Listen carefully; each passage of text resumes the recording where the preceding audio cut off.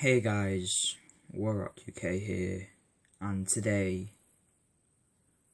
we're gonna review the new album by Post Malone, Hollywood's Bleeding. Today we're gonna see which of these numbers describe it the best. I loved Post Malone's past two albums. Well, I loved the second one. I loved Beer Bongs and Bentley's. Stoney is just decent in my opinion. But still, considering the fact I have liked his past two albums, I actually really had high expectations for this. Well, I really liked the first two songs, with being the title track, Hollywood's Bleeding, and Saint Tropez, but the third track, Enemies, it's one of the worst songs on the album. Mainly because I didn't feel like that this song matched the style that his album went for. Like this album just felt like it was gonna have a dark vibe to it, and Enemies is just way too lighthearted, and it kind of kills the vibe of the whole thing. Also, the feature of the track, The Baby, did way better than Post on this track. So, yeah, it's one of his worst songs in my opinion. But from one of the worst songs to probably the best on here. Allergic is so awesome. Probably my favourite on this album. It's catchy, dark, great singing from Post. It's just so good. Well, Post Malone's singing voice is great pretty much 98% of the time. He sounds so good when he raps, so clearly a lot of talent was put into this album. Because, let's just admit, Post Malone, very talented musician, good rapper, amazing singer. And I mostly liked his voice on the songs Allergic, Goodbyes, 1,000 Bad Times, and I'm Gonna Be. And the production, my god, the production. I love the beats on here. I love the acoustic instrumental on Circles, and Allergic gives me some Kings of Leon vibes from the production. And also the song Take What You Want, not only was an awesome song, but probably had the best beat I've ever heard Post to use. It sounds so good. But moving on from the beats to we're just going to be talking about just one song for this part. We have to talk about this one. This was the first song that we heard from this album. That was released before this album. Goodbyes. We need to talk about Goodbyes. That song, I love that song. Great beat, beautiful chorus, and a great Young Thug feature.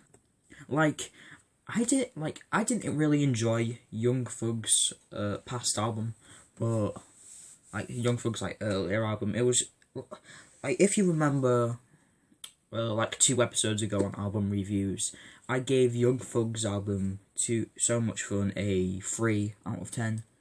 My god, why is his verse on here sound so good?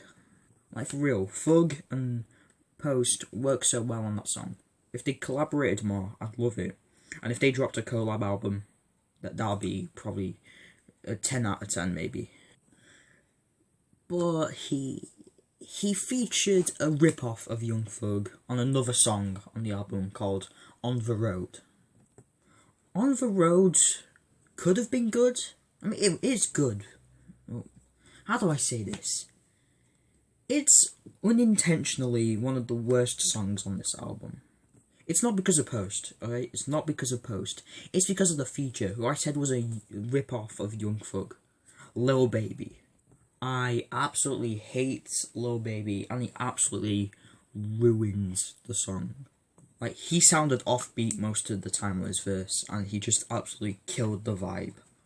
I mean, when it comes to featuring artists on an album that's meant to have a dark atmosphere to it, surely Lil Baby, a rapper with a very annoying high-pitched voice, he should not be at the very top of rappers you want to feature, let alone actually feature on the album.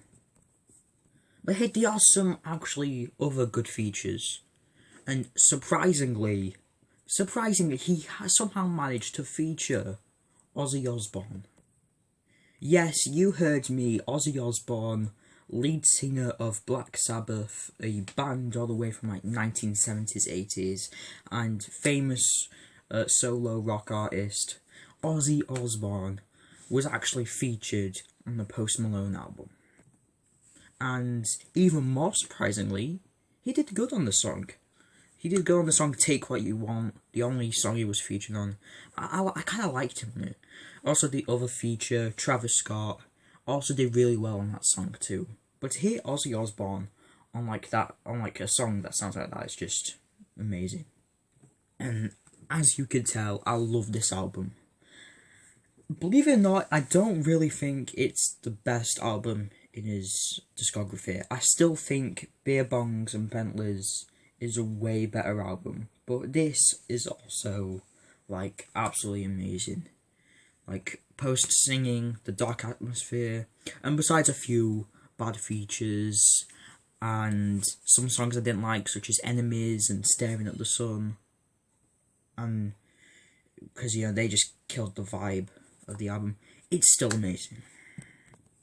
This album gets an 8 out of 10. I think we will definitely be seeing this when I talk about like my top 10 favourite albums of the year.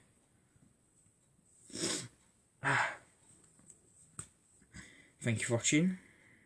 Let me know what other albums you want me to review in the future. And I'll see you in the next video. See you.